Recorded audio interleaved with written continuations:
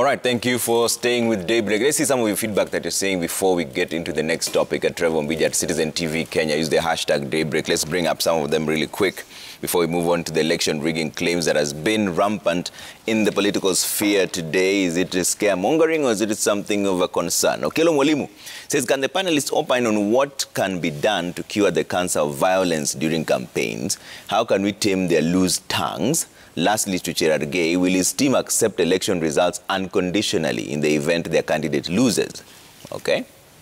Let's bring up the next one. Engineer Lazaro says, Kiambu soft-spoken senator left a very big gap in Jubilee to join UDA over crowded field of Kiambu gubernatorial aspirants. Anyways, he has still time for him to rescind his decision and make an informed choice. Okay. Let's see what else you're saying. Ochieng Omita says, Uhuru and former First Lady support to the former Premier is not a matter of dynasty. The interest of the President is leaving the country in safe hands. And if he feels the nation is safe in the 5th, let his say count. He has the rights to make his opinion known. All right. There's been a conversation around election rigging claims, left, right, and center. IBC has summoned some of the people. Samina Shege was there. Moses Kuria was there. It's semantics now. They're saying so-and-so said this. This is what they meant. The latest one was from the Deputy President himself in Machakos. Listen to what he had to say. Ati wanasema kwa sababu wameona tumewashinda na sera na akili. Ati wanatembeza propaganda. Ati hata huyu Ruto akishinda ati hata tangazwa, ati kura yangu itanyang'anywa. Yani mimi naona nyinyi watu adhiriva. Yani nyinyi mkiniona mimi nakaa sura ya mtu ya kunyang'anywa kura. Cherargei, is this scaremongering or is this a genuine concern from the politicians? When it comes from the second in command, saying that they might take some of my votes, what does that even mean? Trevor, the systems don't work? Trevor, before I answer that, I had the Siaya gubernatorial aspirant, Charles Owino, and I wish him well because I know he has a huge task. You know, ODM, to get nomination certificate, it costs a leg. But I wish him well because dynamics in ODM going against some people there is not easy. It takes courage. Number two is that I said that what Mama Ngina said is that respect is two-way. It doesn't mean that we are young and we are old. You can, in some way, say something that offends the respect. So respect is a two-way, and that is why I was just insisting that if she decides to play politics, when the field becomes crowded, she stays on the firing line, then some of these things must be put into context, and that is just what I was just saying. Because you can't just come up because you have been a dynasty, you have been a former First Lady, your son is the President, and I agree with Senator Wamatangi that everybody will believe on our child or his child in any case. So I would ask the former First Lady just to keep off politics, concentrate on raising grandchildren and advising the country, praying for. In fact, she should be carrying out motherhood sensitization, preaching peace, and if she finds time, she can join fellowshipping and doing what we call cashier and praying for the country, walk around and even start training pastors and clergy to preach the word of God across the country. Finally, and secondly, is that on the issue of rigging claims, I think just the Deputy President is stating the obvious. You know, many people don't know that rigging is not about the vote. Is the process that leads to it. And that is why in some cases there is somebody who says who matters in an election is not the person who votes. Who matters in an election is somebody who counts. And we know that for a fact. This country has gone through such, even in 07, many election seasons has been about claims. Even NAS and then went to Supreme Court, and Supreme Court had released with them that it is not about the votes, it was about the process that led to the votes, and that was a decision that was made by Supreme Court. So what the Deputy President is just simply putting across is that it is not the day that Kenyans will vote, but what leads. Because we have seen in instances that where state resources are being used for campaign. For example, you saw the other day the budget was around 1 billion that State House was demanding. Now we are seeing now the registrar, even in the supplementary budget yesterday, in the National Assembly, 1 billion are being proposed to be shared between ODM and Jubilee. What does that mean? Is that 1 billion more important to political parties, or even to give national subsidy program for fertilizer, which is 6,000 shillings, and we are going to farming as a North Rift farmers and in Nandi County? So what the Deputy President is just stating is the obvious.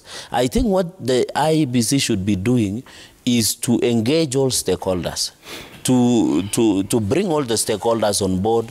This issue of Chebukati and team issuing summonses left, right, and center, summoning so and so, like, for example, Moses Kuria the other day when we were in NDC and I was present, Eastang was talking about Tulimbia, not Kuibia.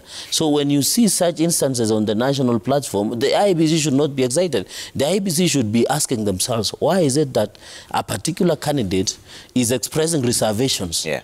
We are aware, as I've said, where and then number 3, by the way, which is very critical, when you see an outgoing president endorsing a specific presidential candidate, automatically every Kenyan believes that there is something. And you remember, by the way, Oburu Odinga at one point, and it was quoted, that Raila Odinga has been winning. We didn't have the system. Now we have the system. So when you have such people talking about such issues, and then number 2, you even saw when Raila Odinga was in UK, he was exposed to state exposure. Even the higher commissioner, Manoa Isipisu, was on. And this is a private citizen, like now Charles Owino, who is now a private citizen after resigning as police spokesperson. You can imagine him being escorted with police vehicles, being received by high-ranking officials. So it shows that when we raise these concerns, Trevor, it points clearly that there is something wrong. So what I want to urge IBC is to build confidence, not only to the aspirants, but to the people of Kenya, that they are ready to do an election. By the way, you saw IEBC saying that they don't have enough resources to prepare for even an election. So it is not even about the vote. It is about the process. And the Supreme Court has ruled about this. But I want to assure you, as I conclude, Trevor, that Deputy President, and I saw somebody asking so that we will not need to go back, that the results, whether the Deputy President will accept. The Deputy President, he has said he will. Yes, he has said before, but the results that will accept is that he will accept that he has won the presidency of this country. And those are the results that we will accept. And if he loses? He has said before. And this media house has quoted them before. He has said, but of course, us who believe in his win, is that we already believe the results that will be on our results is when the Deputy President will win the presidency of this republic. And as, by the way, you can ask why. It's because we believe, and you heard him even speaking, that we have done our own campaigns. We believe the agenda, as my brother Charles Owino has said, resonates very well with the people, and therefore there is nothing short but a win for him. Yes. Oh, you know, are these genuine concerns? And you, especially you, are now in an interesting position, because before you're in the police service, and now you're in the political field, and you hear these issues of elections rigging. First of all, you know, we've been in the system, and we have always been accused, so it's normal. But from what you had aired, what the Deputy President was saying, I didn't hear him say that his election will be rigged. I heard him defending that nothing like that will happen. He's saying he's not a kind of a person who will rig his election, meaning that he's confident that there will be no rigging, from what he has said, if I'm not wrong. Because wamesema kweli mnaona kama mimi ni mtu naweza nyang'anywa. Inamaanisha he believes there will be no rigging. So I don't see what we are discussing, because it is us trying to portray that, but he's confident. He has been a deputy president. He has, they have won elections twice, and I think he knows when to win and when he's losing. And therefore, I've not heard him say that there will be rigging. He has just said, even at Chatham House, he cannot do that. But what I can say is, from the history of this country, if it will repeat itself, that many a times we are baptized by fire. Just like Cherogoi is saying that ODM nominations are tricky, and he seems to be sympathizing with me. I just want to tell you that politics is a long journey. Yes. You win, you lose, you lose, you win. What is most important is that if once you've joined politics, politics is a wide berth. Okay. It has a number of interests here and there. I've simply left where I was to a different line, and as you put it, Cherogoi, our party really believes in. They are really fighting for consensus. You know very well the person I'm competing with is old, a bit tired. He's an agitator, and you know he cannot compete me. My energy is too much. Yes. So the only thing that may happen is that the elders may request me to give him 5 years to run, and if they do so, I'll just allow it to happen. Because you see, what happens, sometimes you have to listen to your elders. Yeah, but if it is competition and voting, I have a very clear manifesto for Siaya. It exists. I've carried out my campaigns.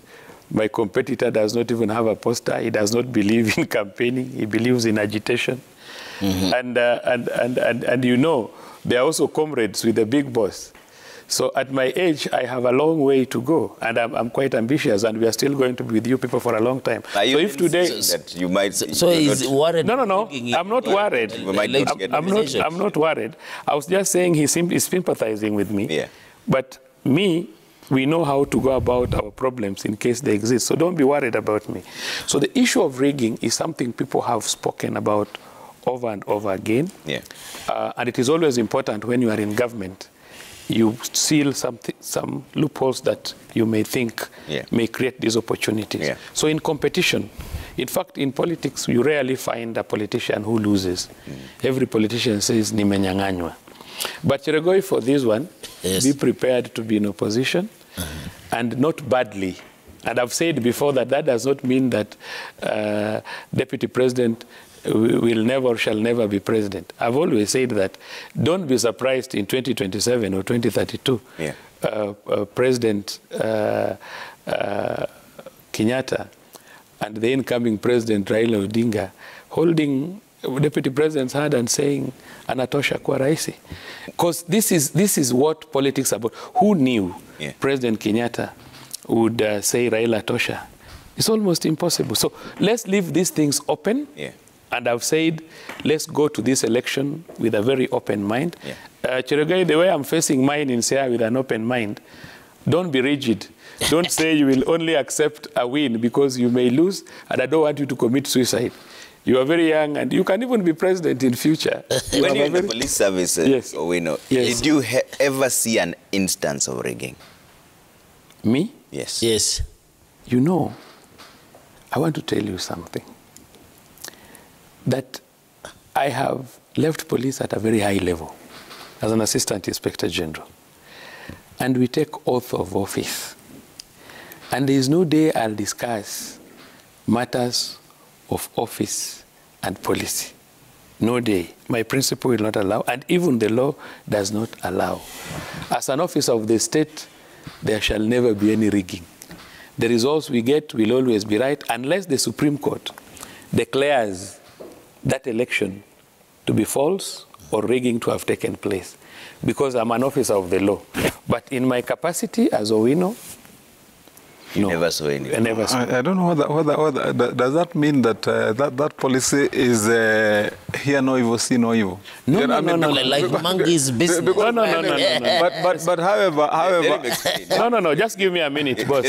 Just give me a minute, boss. You know, there are positions that when you hold for purposes of unity and growth of a country, you don't throw poker. Well, of course. Are you getting me? There are some things, if you subject me to say, it means you want to break a country or divide a country. And oath of office is a very important thing. And even himself, he knows that. Remember, I come from a community which has always complained that they have been rigged. one of the major load that I'm carrying is that I'm President Uhuru Kenyatta's man. Even down at home, anybody who hates me will say, wewe ulipiga sisi, na sasa wewe unakuja hapo unatafuta kazi. Are you getting me? They are not looking at me in my capacity to change their lives the way I've changed mine, or my capacity to grow the community. Somebody who hates you will look at you and say, and yesterday I was with you on studio and you had those questions coming from individuals. Yeah. Well, we know where Lupiga is in a tear gas. Are you getting me? Yeah. So what happens is people don't know how to differentiate your role as a conductor, as a driver, as a farmer. People don't know that. Okay. So what I can say is that let us take care of our votes. Votes will be counted in polling stations. Okay. Have agents, take care of your votes, take records. Okay. And if you think there's a problem, just secure your vote. Okay. Don't leave anywhere without, and I'm going to ask, I would want UDA to send agents, make sure, and I've seen they've already started getting agents in Luo Nyanza. I've seen them even gazetting them.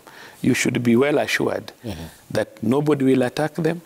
And that's how we want this country to mature. Correct. Okay. And we want even Azimio, even ODM, when they bring agents to Nandi, don't touch them. No, we should. Let them stay there, because at the end of the day, this is our country. Correct. This is a beautiful, rich country. And I'm pleading to everyone. Let us generate wealth. Okay. Let us look at Central in its capacity as Central with the opportunities. Yeah. In Mpira too, we hear Raila always saying, oh, fulani na mpira. That is how life should go. Okay. And we should really try to unite. And I like the spirit of the Deputy President saying, hakuna mtu ataiba kura yangu. That means there will be no rigging. Why are we worried? Why are you people talking about rigging? There will be no rigging. Right. Whoever will win will simply win. Okay. The only thing I've told Cheragai is the history of this country, you are baptized by fire. Okay. Even President Uhuru Kenyatta was defeated. Even President Kibaki was even demoted, even became opposition leader. So I'm looking at a situation where Deputy President, if he loses this election, which I believe he will, and becomes the opposition chief, the next round, he shall have learned a lot. Yeah. He will make even a better president than anybody else. He says No. Excuse me. I have to be liberal. I get just a minute. Let's agree. Just a minute. 1 minute. Let's allow me one thing. Let's agree. Trevor. Yes. We're having a discussion among the three of us. Yes. So can we make progress in a structured way? Otherwise then we'll have. And one thing, one thing Daktari must understand. There are two from UDA, and you're one, and I'm one. Okay. No, from Azimio. So please, Daktari, also be reasonable. When we have a conversation, can we have a conversation, Trevor? Yes. Stay within that subject. The realm, okay. Once we stay within that subject, do a circle of 3 quickly so that we make sense of that. Okay. This is communication. Talk about election rigging now. Are you concerned? Not really about the election rigging. I think because you brought it about with the caption of the Deputy President. Yes. And what I wanted to understand, Trevor, on that subject is what did the Deputy President say in that clip that amounts to a suggestion that either he was agitating for violence, that either he's abetting a situation that is violent? I don't think, because in the first place, what do you expect of a leader who is leading the kind of campaign he has led and the number of people he's leading in a competition like he is in? What else would you expect from him? Nobody talks about violence. That clip again. Trevor, if you are a leader at that level, agitating to be president in the kind of competition that he is in, the least that is expected of you is to be brave and to be firm and to be resolute and to tell your people forthright that you are ready to defend your victory once you get it. That's how it happens. And everything that he has said in that case, and maybe you would have played that clip and play an extra clip, because I've seen him comment in another rally, I think somewhere, that was in Kajiado, where he was asked that question, either Kajiado or in the Coast region, and he said clearly that if he loses the election fairly, that he's going to concede defeat. He said that very categorically. Yes. But on this one case whereby the question is, if somebody is saying that even if he wins, that he will not be declared president, or he will not be allowed to win, though he wins the vote itself, I think there's nothing else he would say. The truth is, even ourselves at lower levels, if when I'm running for governor of Kiambu and I win the vote that the people have cast, the minimum I would tell my people is that once we have won the people's confidence and we have the vote, then what we will do is we will defend that victory to the last minute and ensure that we take it home. And that's the only message any leader can pass to his people. Yeah. And within that context, I believe that he's right, that once this campaign is over, and the policies that the UDA wing stands for, and the economic model that they have unveiled, continued to be grown, because I believe that should be the course and should be the way forward. That we say this is what we stand for, then make sure that we improve it onwards. I believe that there is no doubt that victory will belong to the UDA wing. You can see it and you can feel it within the country. Okay.